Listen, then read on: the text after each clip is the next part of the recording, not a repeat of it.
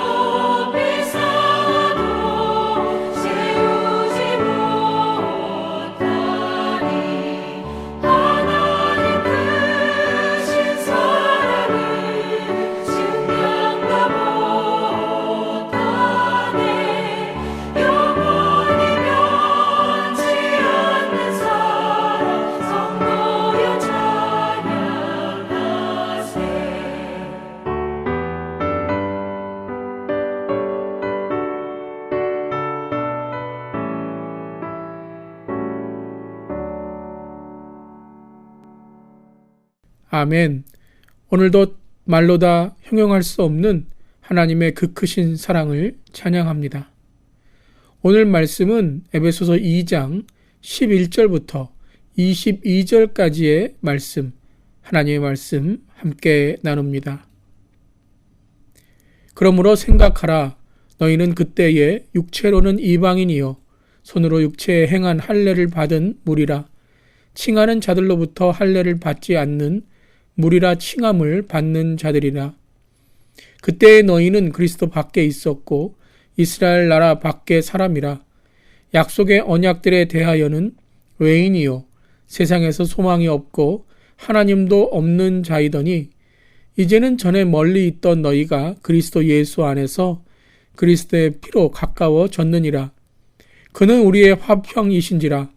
돌로 하나를 만드사 원수된 것 곧 중간에 막힌 담을 자기 육체로 허시고 법조문으로 된 계명의 율법을 폐하셨으니 이는 이 둘로 자기 안에서 한 세 사람을 지어 화평하게 하시고 또 십자가를 이 둘을 한 몸으로 하나님과 화목하게 하려 하심이라.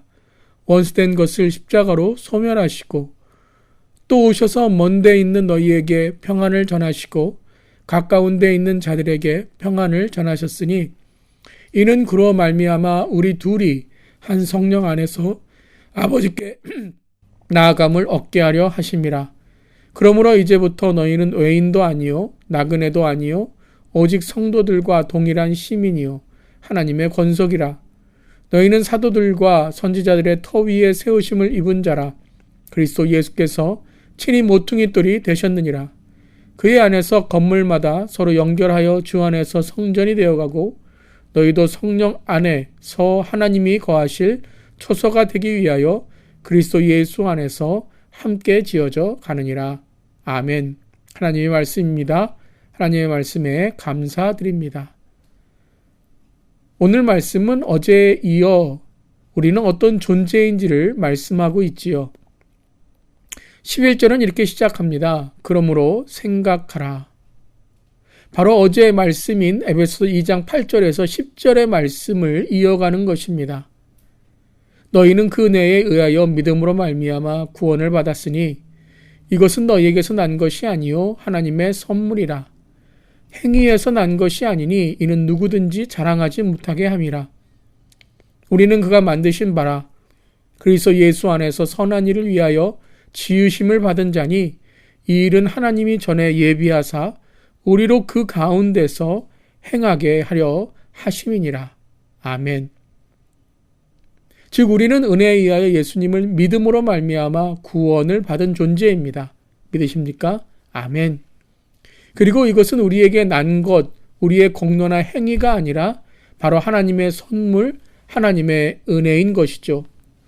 그리하여 우리는 하나님의 걸작품, 즉 구원으로 인해 하나님의 자녀가 되었고 예수 그리스도 안에서 선한 일을 위하여 거듭남으로 지으심을 받았습니다.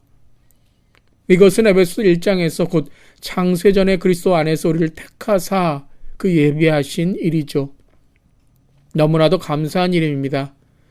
우리가 예수를 믿어 하나님의 자녀가 되었고 누구도 비교할 수 없고 어떤 세상의 자랑보다도 더 놀라운 하나님의 걸작품이 된 것입니다. 아멘. 그러면서 11절에 그러므로 생각하라. 이것을 생각하라고 말씀하신 이후에 12절에 이렇게 이어갑니다. 그때에 너희는 그리스도 밖에 있었고 이스라엘 나라 밖에 사람이라.